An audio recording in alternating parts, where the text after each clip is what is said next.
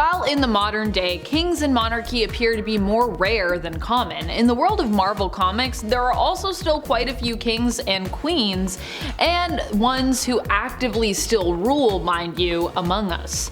Join us today as we count down the top 10 most powerful Marvel kings. Number 10. King Kull. King Kull might not have superpowers, but he was a very influential king who hails from the pre-cataclysmic age, making his very first appearance in, you guessed it, Conan the Barbarian issue number 1. Obviously he's from that whole realm in Marvel's main continuity, and it's important to remember that the iconic Conan the Barbarian character made his comic book debut at Marvel Comics.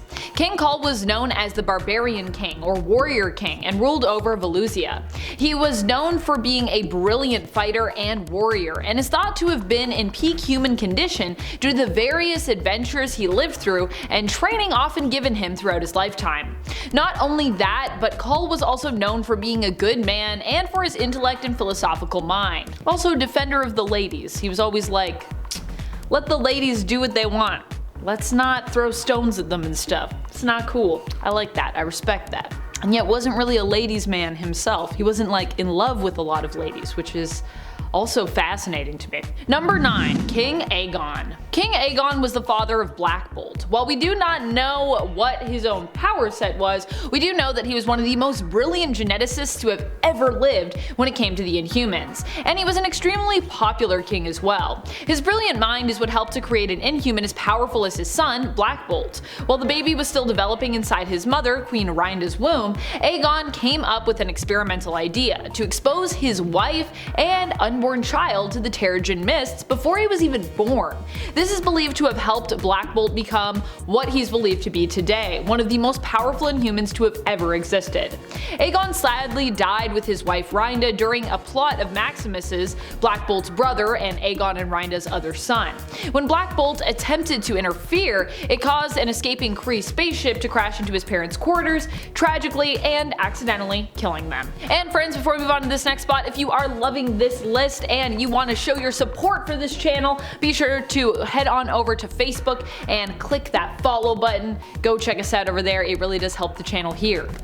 Number 8. King T'Chaka. King T'Chaka was the father of Black Panther, and also Black Panther himself, before his son T'Challa took up the mantle. While he often isn't depicted as being as progressive or forward-thinking as his son, often seen focusing more on preserving tradition than embracing new ideologies and advancements, T'Chaka was still known for being a great force on the battlefield and politically. He was known as a master strategist in addition to the gifts granted him by the heart-shaped herb, and was more known for utilizing the ancient magics and magical items of Wakanda and its heritage. Number 7. King Namor. Namor is the king of Atlantis, and while a lot of people liken this Marvel anti-hero to DC's Aquaman, the two, for both being aquatic-based characters, probably couldn't be more different from one another.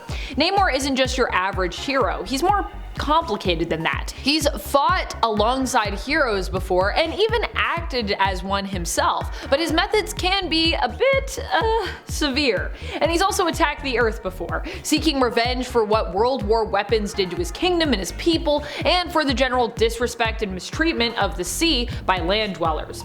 Honestly, Namor, I'm with you. We gotta stop messing around with oceans and other bodies of water. Not cool, land dwellers, not cool. Namor himself is superpowered and also comes with the power and advancements of Atlantis, and is often known for being a rival and enemy of Wakanda and its current ruler, King T'Challa. Number 6. King T'Challa. Probably one of the most well-known kings in the Marvel Universe, and definitely the one most think of first, is T'Challa, aka Black Panther, the King of Wakanda. Being the King of Wakanda grants Black Panther a ton of power just based on the nation alone, which is known for being super technologically advanced, as well as being filled with a wealth of culture and wisdom passed down through generations. It's a wealthy and powerful nation, and then you can add on top of that the fact that T'Challa himself has power as Black Panther, as well as tons of skill sets and training as a royal, and in addition is a genius himself, known for his brilliance and his smarts. Probably one of the smartest people like in the Marvel Universe.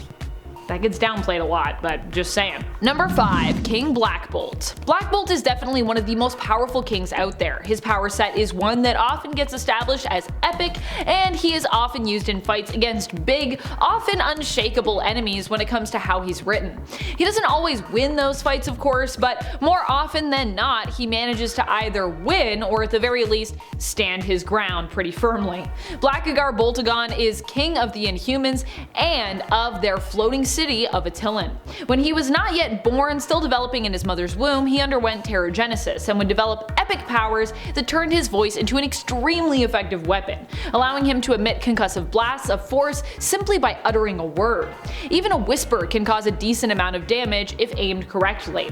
Black Bolt can also use his powers to manipulate matter and even to fly. Number 4. King in Black. On a cosmic level, the King in Black is probably one of the most powerful around. This role was once taken by Null, known as the god of symbiotes, as well as the King in Black. But after he was defeated during the King in Black event, it was Eddie Brock who took up the mantle and responsibilities, ruling over the symbiotes and helping them to find their sense of goodness again, protecting them against the pain and violence of hurting others, and taking them over whenever force was needed so that basically they wouldn't have to experience that trauma themselves. Eddie also is no longer Venom and has passed that mantle down to his son Dylan for now, as he's pretty busy being the King in Black. He may have become physically worn and aged from how draining connecting with the hive mind is, but he also technically has an army of symbiotes that he guides and could easily control, which means that he is pretty powerful on the cosmic level, possibly one of the most powerful kings currently in all of the Marvel Universe. Number 3. Emperor Hulkling. Emperor Hulkling is the current ruler of the Kree-Skrull Alliance, or the Skree as I like to call them, the Skree Alliance. Not only does Emperor Hulkling have superpowers, being half Kree and half Skrull, so that he is extremely strong, durable, and can shapeshift, but he also comes armed with the space sword Excelsior, and even his wedding band, which he and his husband Wiccan both each possess, can be used as a weapon. Yeah, those wedding bands aren't just your average wedding rings, they were actually made from his father Marvel's Negabands, or the remains of his Negabands. Emperor Hulkling also boasts of the forces of both the Skrull and Kree people, so he could mess you up himself, or, you know, just call a few armies to come and mess you up for him if he wanted. And he's also got his husband Wiccan there to protect him and defend him, who could mess you up just by basically speaking words or just magically willing it to happen, so I wouldn't want to mess with Wiccan. I would stay away from Teddy for that reason. I'd be like, I don't want to mess with Billy, so let's just find a peaceful way to move forward.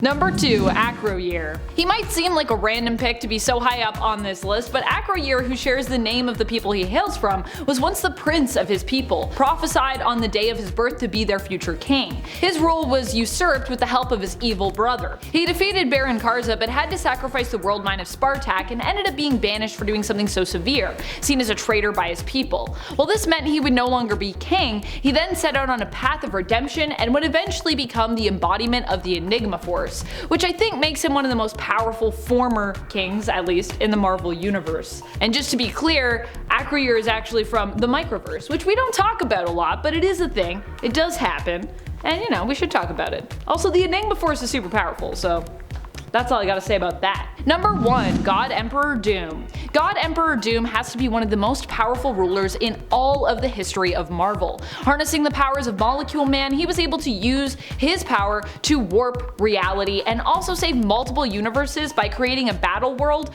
following the disastrous and seemingly unavoidable incursions. Creating Battle World, he combined all the alternate universes of Marvel together to preserve them, with each reality generally having their own realm in his new land, while some others were combined together.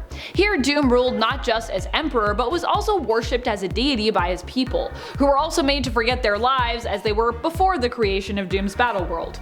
In the end, Doom ultimately relinquished his power when he was convinced by Reed that he had done the best he could, but that ultimately the multiverse kinda needed to be rebuilt and restored. And Reed was like, I can do that, so like, Look, you did a thing I couldn't do, now let me do the thing that you can't do. Even when Doom was no longer known as God Emperor of Battleworld, he returned to being the ruler of Latveria, and is a powerful villain and sometimes anti-hero who is not only brilliant but also has much magical prowess besides. And is still the ruler of a nation, so hey. Who are some of your favorite of Marvel's royals? Which kings, queens, or regents, perhaps, do you think are the most powerful? If you could be the monarch or political leader of any place in the Marvel Universe, which would it be and why? Let us know in the comments below. This has been Top 10 Nerd, and I'm your host Amanda McKnight. Till next time, you stay nerdy, YouTube.